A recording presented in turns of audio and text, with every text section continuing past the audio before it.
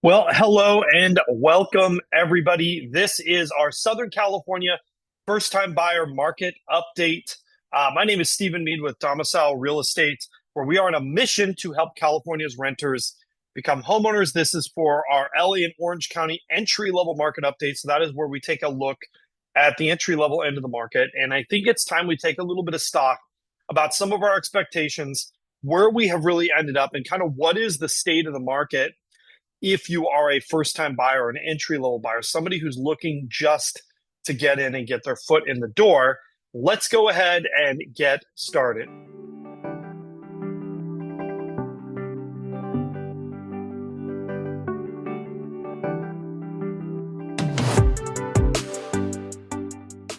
So, welcome back, everybody. It's been a few weeks since I think we have done a first time buyer market update.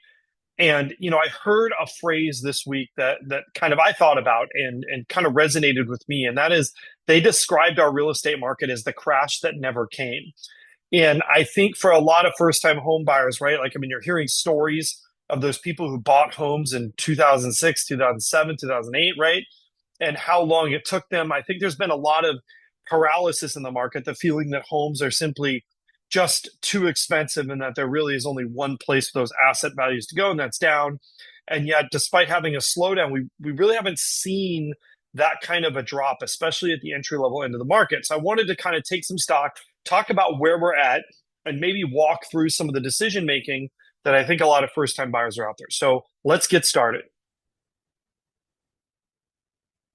Okay, so if we're taking a look here at our closed prices, remember that closed prices are going to be a look in the rearview mirror, right? Like, this tells us about where the market was. We've actually had two consecutive periods of time where we've seen that median drop. However, the reality is we're not very different from where we were at this point last year. And I think flatness is really an apt way to describe the market. If you'll notice here, we're kind of in that same zone on the condos, maybe down a little bit, but not really very much. I don't think anybody would call any of these numbers a crash. And in fact, I don't even think these numbers are going to stick around for very long. And there's some indications that our market is kind of unusually strong for October. Now, I say this, we do have some seasonality in our market. Unlike the Midwest, the real estate market in California doesn't get snowed in. It's not like there's a spring thaw, but we definitely do have some phases, right? Like, the end of summer and into September is typically a slow market for us here in Southern California. I think there's a lot of distraction, a lot of going back to school, a lot of vacations. We notice October and November tend to be pretty good months, and then things tend to taper off towards the end of the year before they bounce back up towards the end of January. So, we're entering into that time period of year that, frankly, I find to be one of my favorite times of year to work with buyers, because you're really only seeing more serious sellers in the marketplace, right? The people that are just fooling around with their homes on the market tend to pull them around this time of year. The second thing is you're competing with fewer buyers, right? Like, it's always in a great spot to be also a serious buyer without nearly as much competition. Now, if we take a look at our total monthly payment rate, I think this is an area where we're really seeing the benefits of some of those interest rate reductions that we've seen. Here we are, our entry level single family home, right? This blue line here, 5% down, including mortgage insurance taxes. We are at just under $6,100 a month. Compare that with where we were at last year. We were quite a bit higher than that. So, believe it or not, when you factor in even 3% inflation, as a buyer, your spending power is actually quite a bit better today than it was a year ago. And if we're looking here, it's a similar story on our entry level condo. You're at around $4,226. I think what is crazy to me is that, this is an amount of money that's affordable for a dual income household or a high earning single income household.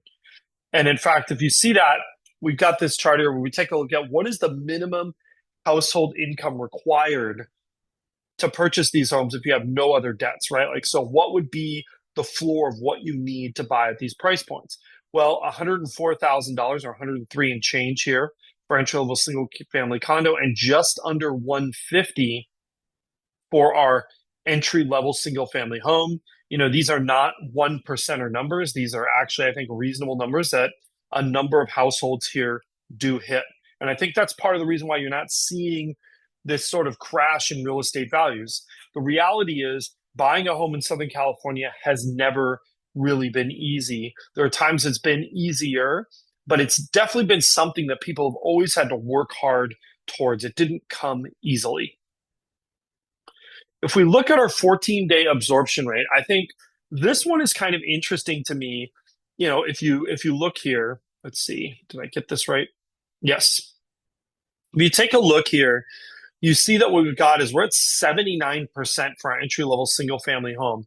That number is approaching seller's market territory, right? And you'll see it's been creeping up. I mean, look at where we were all through that sort of like late spring and around. Like we were not at these high levels. We've seen this market actually get stronger. And I think it's important to take note of that. So not only have we not really seen kind of the crash, we've seen some signs that the market might be strengthening a bit.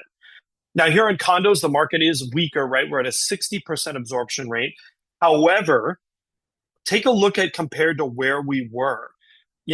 Obviously, these are bigger numbers. We've been primarily in the 50s and even in the 40s throughout earlier parts of this year. This is still a pretty strong number for condos. If we look at our total inventory, this again tells a story that things are changing. If you look last year, inventory was just cresting and falling towards the end of the year, but we've been falling steadily, especially in this entry level single family home for weeks now, right? We crested back in August was our inventory high. And so, right now we're probably at, 2550 in terms of the number of entry level single family homes in LA and Orange counties combined. And where were we at last year? Gosh, right around 2200. So not really that huge difference. I mean, like I said, we're within 10 or 15% of our inventory of last year on that single family home side. Condos, it is a little bit of a different story. But, as I always tell people on that condo front, I look at the weak condo market as an opportunity. I've reached out to several of my clients who are interested in investments. I think condos are having a bit of a rough go of it at the moment. And we are working on that condo video. I know I've promised that a couple times. We're actually bringing in a special guest for that video that I'm really excited about. So please do hold on. But I think condos are facing some trouble, but most of it is transitory in nature, right? Insurance issues, the balcony issues. These are temporary problems that condos are facing. They're not permanent problems. And I think a smart investor might be able to get into one of these condos when the prices are weighed down by these issues, and you'll see them rebound a little bit.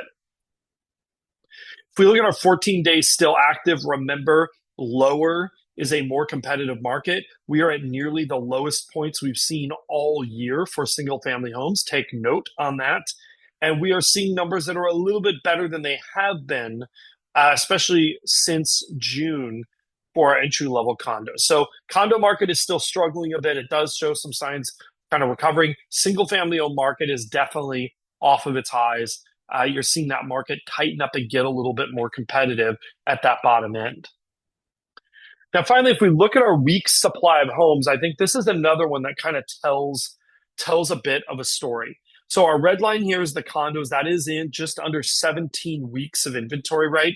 That is really a pretty normal inventory level. And yes, that is higher than it was at the end of last year and at the beginning of this year. But we've definitely come down from that high figure of almost 20 weeks of inventory back in June, right? Like if there was a time this year where the market was the least competitive, it was back in June.